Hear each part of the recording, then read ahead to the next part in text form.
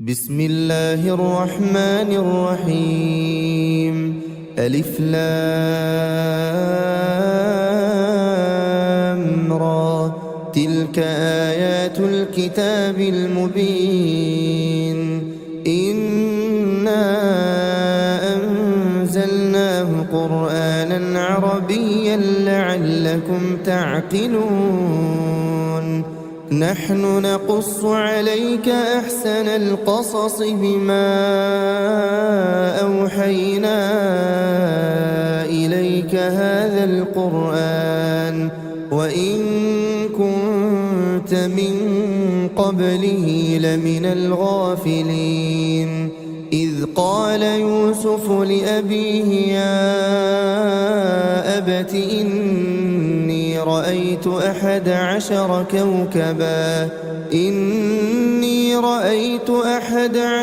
كوكبا والشمس والقمر رأيتهم لي ساجدين.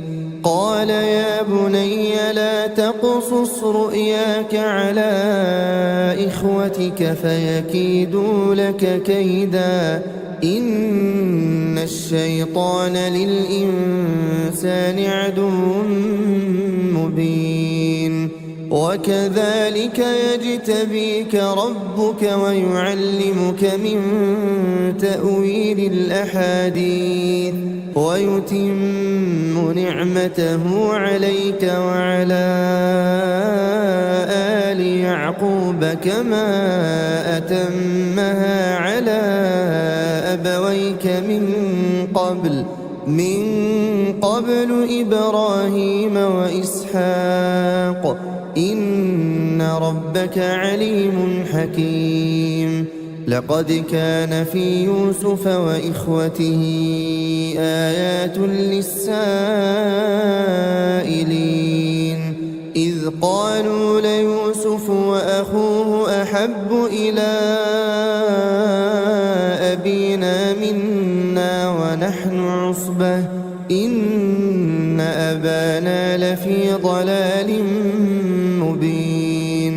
اقتلوا يوسف أو اطرحوه أرضا يخل لكم وجه أبيكم وتكونوا من بعده قوما صالحين. قال قائل منهم لا تقتلوا يوسف وألقوه في غيابة الجب يلتقطه بعض السيارة إن كنتم فاعلين. قالوا يا أبانا ما لك لا تأمنا على يوسف وإنا له لناصحون. أرسله معنا غدا يرتع ويلعب وإنا له لحافظون. قال إني ليحزنني أن تذهبوا به وأخاف أن يأكله الذئب وأنتم عنه غافلون. قالوا لئن أكله الذئب ونحن عصبة إنا إذا لخاسرون. فلما ذهبوا به وأجمعوا أن يجعلوه في غيابة الجب وأوحينا إليه لتنبئنهم بأمرهم هذا وهم لا يشعرون. وجاءوا أباهم عشاء يبكون. قالوا يا أبانا إنا ذهبنا نستبق وتركنا يوسف عند متاعنا فأكله الذئب وما أنت بمؤمن لنا ولو كنا صادقين وجاءوا على قميصه بدم كذب قال بل سولت لكم أنفسكم أمرا فصبر جميل والله المستعان على ما تصفون. وجاءت سيارة فأرسلوا واردهم فأدلى دلوه قال يا بشرى هذا غلام وأسروه بضاعة والله عليم بما يعملون. وشروه بثمن بخس دراهم معدودة وكانوا فيه من الزاهدين. وقال الذي اشتراه من مصر لامرأته أكرمي مثواه عسى أن ينفعنا أو نتخذه ولدا وكذلك مكنا ليوسف في الأرض ولنعلمه من تأويل الأحاديث والله غالب على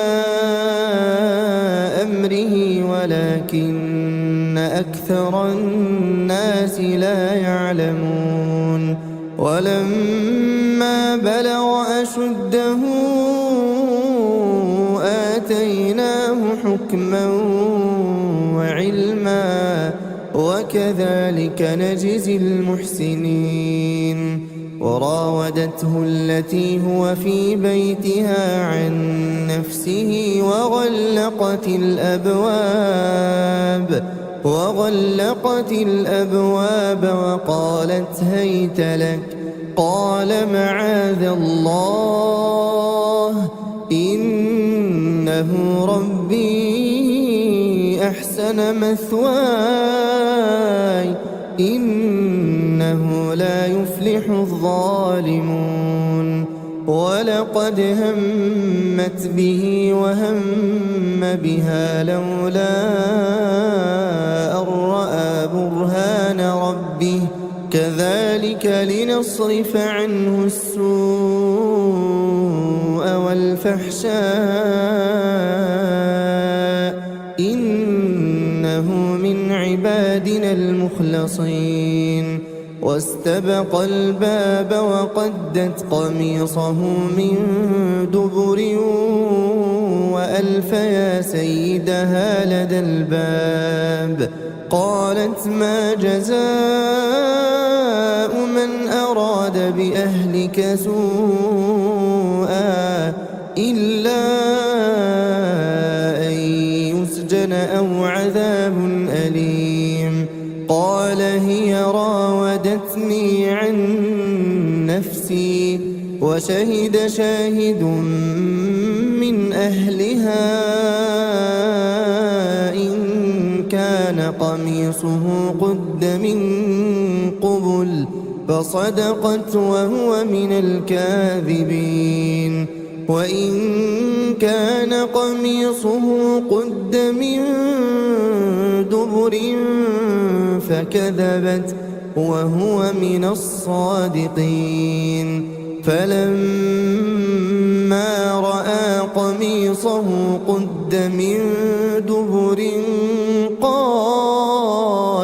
قال إنه من كيدكن إن كيدكن عظيم. يوسف أعرض عن هذا واستغفري لذنبك إنك كنت من الخاطئين. وقال نسوة في المدينة امرأة العزيز تراود فتاها عن نفسه قد شغفها حبا إنا لنراها في ضلال مبين. فلما سمعت بمكرهن أرسلت إليهن وأعتدت لهن متكئا وآتت كل واحدة منهن سكينا وقالت اخرج عليهن فلما رأينه أكبرنه وقطعن أيديهن وقلن حاش لله ما هذا بشرا إن هذا إلا ملك كريم. قالت فذلكن الذي لمتنني فيه ولقد راودته عن نفسه فاستعصم ولئن لم يفعل ما آمره ليسجنن وليكون من الصاغرين. قال رب السجن أحب إلي مما يدعونني إليه وإلا تصرف عني كيدهن أصب إليهن وأكن من الجاهلين. فاستجاب له ربه فصرف عنه كيدهن إنه هو السميع العليم. ثم بدا لهم من بعد ما رأوا الآيات ليسجننه حتى حين. ودخل معه السجن فتيان قال أحدهما إني أراني أعصر خمرا وقال الآخر إني أراني أحمل فوق رأسي خبزا تأكل الطير منه نبئنا بتأويله إنا نراك من المحسنين. قال لا يأتيكما طعام ترزقانه إلا نبأتكما بتأويله قبل أن يأتيكما ذلكما مما علمني ربي إني تركت ملة قوم لا يؤمنون بالله وهم بالآخرة هم كافرون واتبعت ملة آبائي إبراهيم وإسحاق ويعقوب ما كان لنا أن نشرك بالله من شيء ذلك من فضل الله علينا وعلى الناس ولكن أكثر الناس لا يشكرون. يا صاحبي السجن أأرباب متفرقون خير أم الله الواحد القهار ما تعبدون من دونه إلا أسماء سميتموها أنتم وآباؤكم ما أنزل الله بها من سلطان إن الحكم إلا لله أمر ألا تعبدوا إلا إياه ذلك الدين القيم ولكن أكثر الناس لا يعلمون. يا صاحبي السجن أما أحدكما فيسقي ربه خمرا وأما الآخر فيصلب فتأكل الطير من رأسه قضي الأمر الذي فيه تستفتيان وقال للذي ظن أنه ناج منهما اذكرني عند ربك فأنساه الشيطان ذكر ربه فلبث في السجن 9 سنين وقال الملك إني أرى 7 بقرات سمان يأكلهن 7 عجاف و7 سنبلات خضر وأخر يابسات يا أيها الملأ أفتوني في رؤياي إن كنتم للرؤيا تعبرون قالوا أضغاث أحلام وما نحن بتأويل الأحلام بعالمين وقال الذي نجا منهما وادكر بعد أمة أنا أنبئكم بتأويله فأرسلون يوسف أيها الصديق أفتنا في 7 بقرات سمان يأكلهن 7 عجاف و7 سنبلات خضر وأخر يابسات لعلي أرجع إلى الناس لعلهم يعلمون قال تزرعون 7 سنين دأبا فما حصدتم فذروه في سنبله إلا قليلا مما تأكلون ثم يأتي من بعد ذلك 7 شداد يأكلن ما قدمتم لهن إلا قليلا مما تحصنون ثم يأتي من بعد ذلك عام فيه يغاث الناس وفيه يعصرون وقال الملك ائتوني به فلما جاءه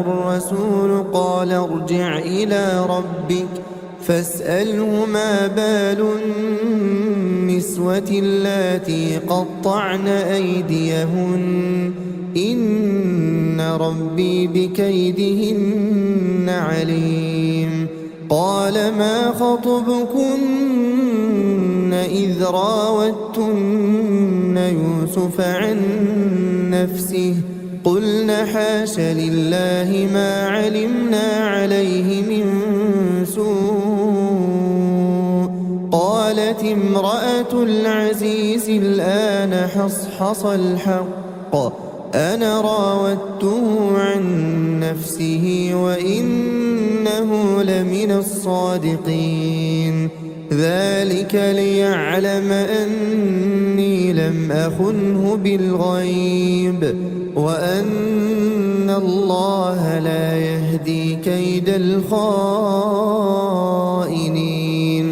وما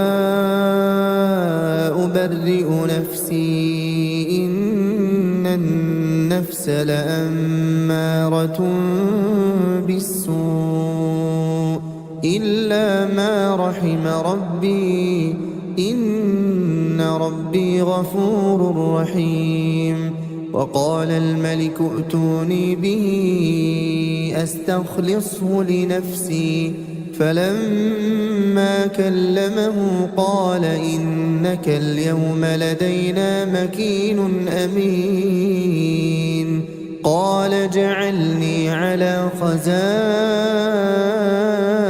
الأرض إني حفيظ عليم. وكذلك مكنا ليوسف في الأرض يتبوأ منها حيث يشاء نصيب برحمتنا من نشاء ولا نضيع أجر المحسنين.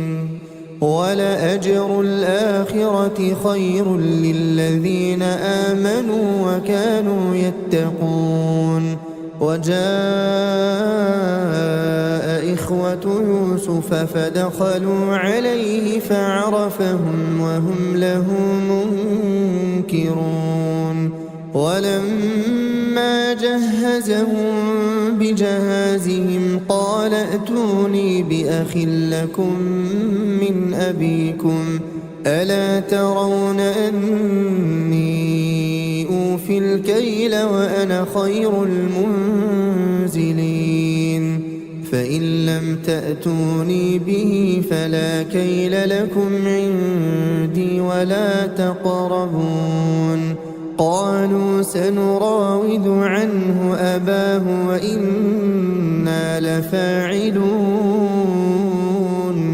وقال لفتيانه جعلوا بضاعتهم في رحالهم لعلهم يعرفونها إذا انقلبوا إلى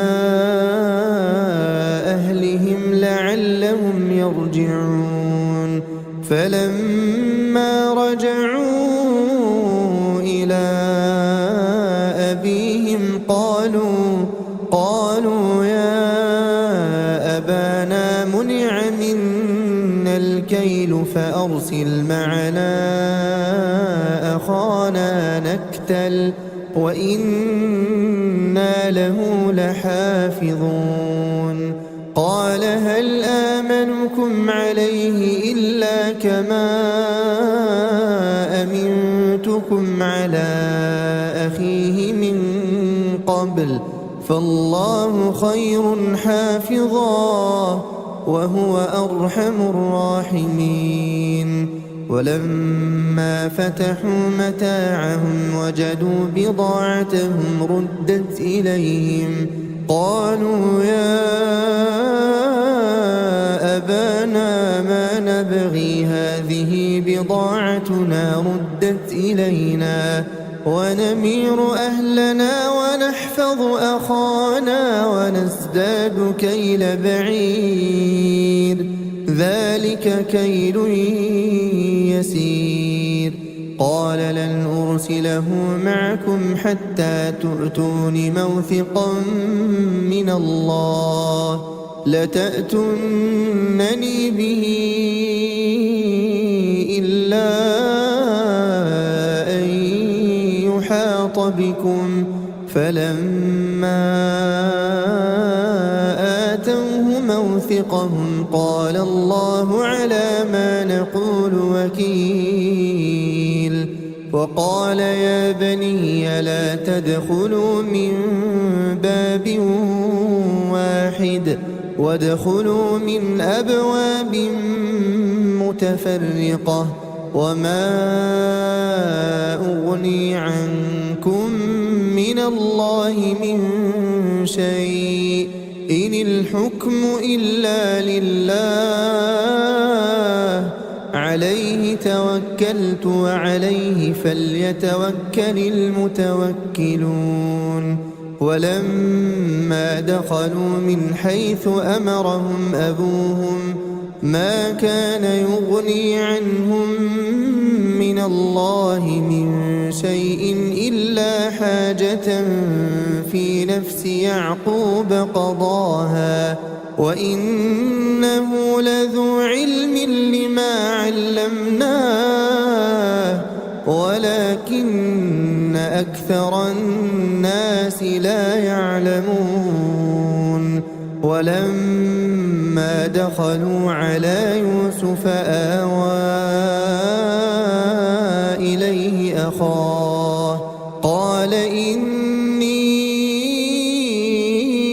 أنا أخوك فلا تبتئس بما كانوا يعملون فلما جهزهم بجهازهم جعل السقاية في رحل أخيه ثم أذن مؤذن أيتها العير إنكم لسارقون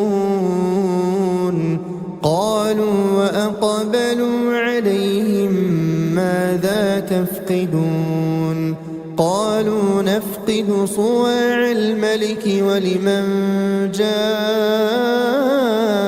به حمل بعير وأنا به زعيم قالوا تالله لقد علمتم ما جئنا لنفسد في الأرض وما كنا سارقين قالوا فما جزاؤه إن كنتم كاذبين قالوا جزاؤه من وجد في رحله فهو جزاؤه كذلك نجزي الظالمين فبدأ بأوعيتهم قبل وعاء أخيه ثم استخرجها من وعاء أخيه كذلك كدنا ليوسف ما كان ليأخذ أخاه في دين الملك إلا أن يشاء الله نرفع درجات من نشاء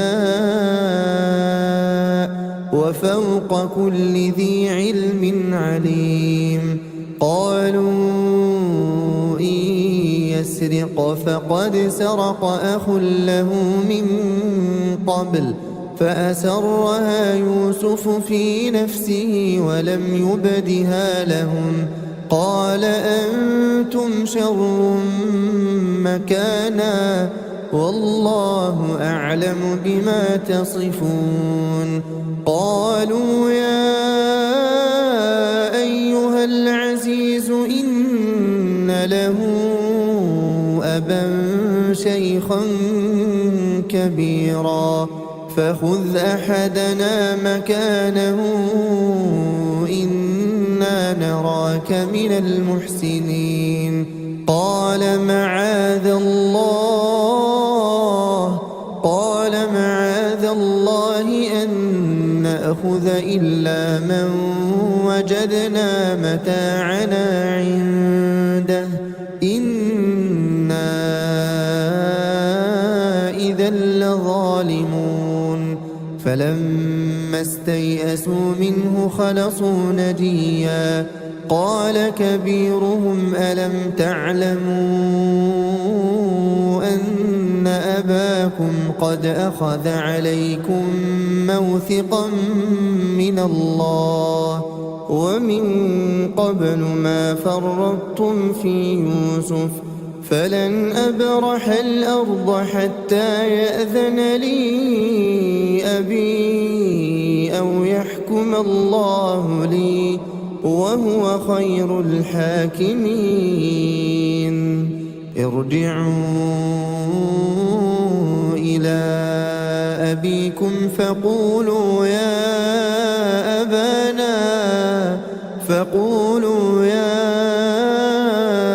أبانا إن ابنك سرق وما شهدنا إلا بما علمنا وما كنا للغيب حافظين واسأل القرية التي كنا فيها والعير التي أقبلنا فيها وإنا لصادقون قال بل سولت لكم أنفسكم أمرا فصبر جميل عسى الله أن يأتيني بهم جميعا إنه هو العليم الحكيم وتولى عنهم وقال يا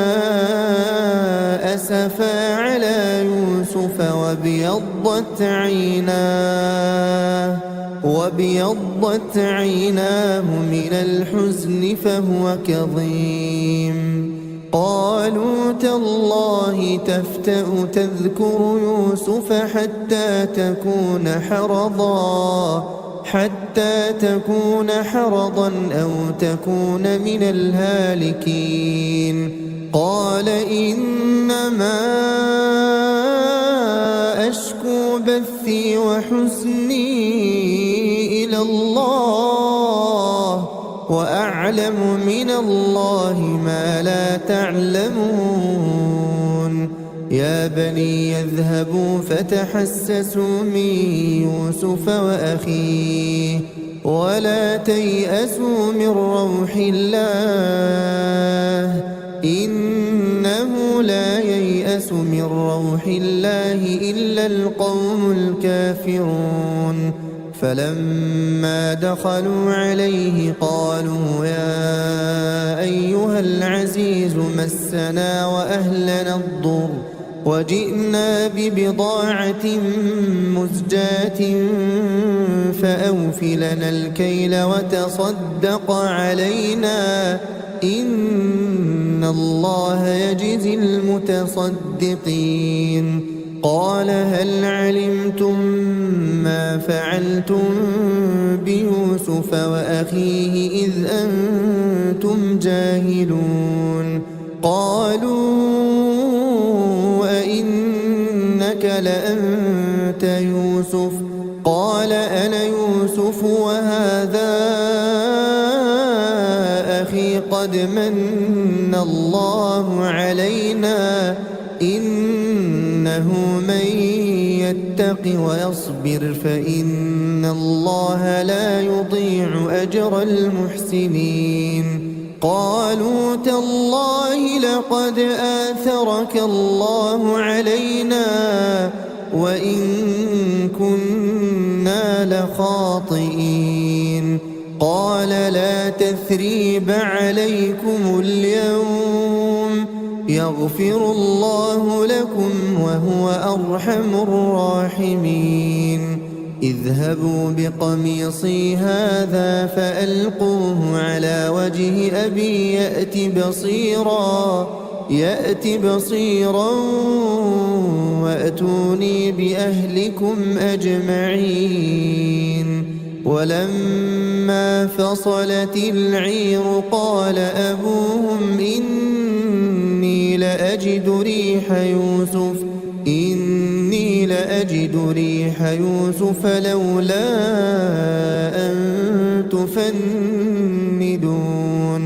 قالوا تالله إنك لفي ضلالك القديم. فلما أن جاء البشير ألقاه على وجهه فارتد بصيرا قال ألم أقل لكم إني أعلم من الله ما لا تعلمون. قالوا يا أبانا استغفر لنا ذنوبنا إنا كنا خاطئين. قال سوف أستغفر لكم ربي إنه هو الغفور الرحيم. فلما دخلوا على يوسف آوى إليه أبويه وقال ادخلوا مصر إن شاء الله آمنين. ورفع أبويه على العرش وخروا له سجدا وقال يا أبت هذا تأويل رؤياي من قبل قد جعلها ربي حقا وقد أحسن بي إذ أخرجني من السجن وجاء بكم من البدو من بعد أن نزغ الشيطان بيني وبين إخوتي إن ربي لطيف لما يشاء إنه هو العليم الحكيم رب قد آتيتني من الملك وعلمتني من تأويل الأحاديث فاطر السماوات والأرض أنت وليي في الدنيا والآخرة توفني مسلما وألحقني بالصالحين ذلك من أنباء الغيب نوحيه إليك وما كنت لديهم إذ أجمعوا أمرهم وهم يمكرون وما أكثر الناس ولو حرصت بمؤمنين وما تسألهم عليه من أجر إن هو إلا ذكر للعالمين وكأين من آية في السماوات والأرض يمرون عليها وهم عنها معرضون وما يؤمن أكثرهم بالله إلا وهم مشركون أفأمنوا أن تأتيهم غاشية من عذاب الله أو تأتيهم الساعة بغتة وهم لا يشعرون قل هذه سبيلي أدعو إلى الله على بصيرة أنا ومن اتبعني وسبحان الله وما أنا من المشركين وما أرسلنا من قبلك إلا رجالا نوحي إليهم من أهل القرى أفلم يسيروا في الأرض فينظروا كيف كان عاقبة الذين من قبلهم ولدار الآخرة خير للذين اتقوا أفلا تعقلون حتى إذا استيأس الرسل وظنوا أنهم قد كذبوا جاءهم نصرنا فنجي من نشاء ولا يرد بأسنا عن القوم المجرمين لقد كان في قصصهم عبرة لأولي الألباب ما كان حديثا يفترى ولكن تصديق الذي بين يديه وتفصيل كل شيء وهدى ورحمة لقوم يؤمنون